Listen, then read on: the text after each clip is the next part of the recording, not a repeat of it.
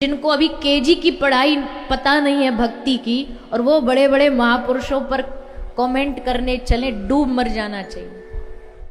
कभी कभी लगता है क्या देश का माहौल हो रहा है, एक तरफ तो अच्छा भी हो रहा है, धर्म बढ़ रहा है, कोई दोष नहीं है, पर दूसरी तरफ देखो तो बताओ, संतों के ऐसे पीछे पड़े जैसे तुम्हारे घर से धन लूट के ले गए हैं क्या, तुम्हारे घर का खजाना चोरी कर लिया है क्या, बिना बात के हाथ धो के पीछे पड़े। अरे भैया, ये समाज, और खासकर बात करें भारत देश की ना, तो ये भारत देश अगर हजारों कठिनाइयों परेशानियों, जितनी बार इस देश को लूटा गया, बाहर की विदेश की ताकतों ने आके लूटा, इतनी बार इसको गिराने की कोशिश करी, फिर भी ये भारत देश अगर आज गर्व से सीना तान के खड़ा है ना, तो इसका परिणाम ये है कि इस देश के पीछे संतों का आशीर्वाद है। इस देश में साधु रहते हैं, इस देश में महापुरुष रहते हैं। जो है ना तुम्हारे पास, उसकी कीमत समझो।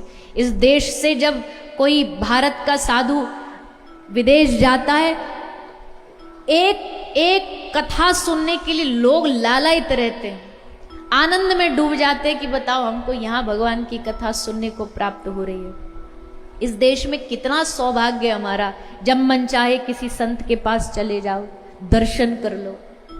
लेकिन फिर भी हमारी मूर्खता है, बड़े बड़े भजनानंदी साधुओं को नहीं छोड़ रही है दुनिया, अच्छे अच्छे भजन करने वाले साधुओं को नहीं छोड़ रही। वो लोग जिनको अभी केजी की पढ़ाई पता नहीं है भक्ति की, और वो बड़े बड़े महापुरुषों पर कमेंट करने चले, डूब मर जाना चाहिए।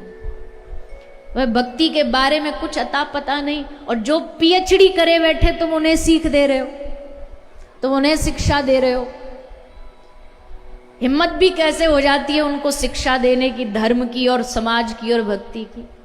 बड़ा सोचनीय विषय। हमको तो कभी कभी वहां बैठे बैठे भी ऐसे लग रहा था कि ये देश कितना बड़ा अपराध कमा रहा है, ये देश कहाँ जा रहा है। एक साधु की बुराई कर रहा है, एक महापुरुष की निंदा कर रहा है। भगवान कहते कोई मेरी अपराध करे ना, मैं उसे क्षमा कर दूंगा, लेकिन अगर मेरे किसी साधु का अपमान करे तो जन्मों जन्मों तक उसे नरक का वास मिलेगा। अरे बढ़िया नहीं बोल सकते, मत बोलो। कौन सी तुम्हारी बड़ाइयों के लिए कोई साधु तरस रहा है, भीख मांग रहा है तुमसे कि तुम उनकी बड़ाइयां करो जाके। वो हमारी दुनिया की बड़ाइयों के लिए काम नहीं करता साधु। भगवान को पता है वो क्या कर रहा है, पर तुम बुराई करोगे उसका तृण मात्र भी नहीं घिसेगा। पर तुमने जो थोड़ा बहुत भी गलती से एक आध कोई कुछ अच्छा काम किया होगा जीवन में, कुछ कमाया होगा, वो भी बैलेंस जीरो हो जाएगा, वो खत्म हो जाएगा।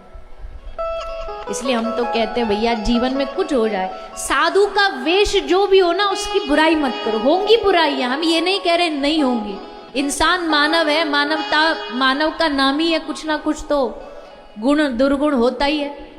पर हमारा क्या मतलब पड़ा, अपने भीतर झांक के देखो ना।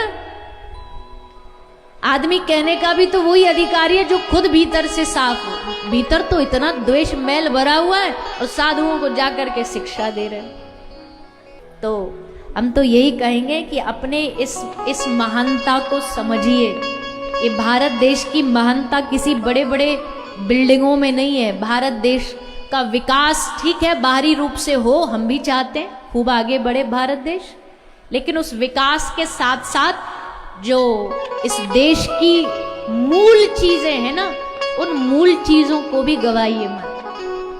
धर्म को मत गवाइए, संस्कृति को मत गवाइए, साधु संतों के सम्मान को मत गवाइए, तब देश की महानता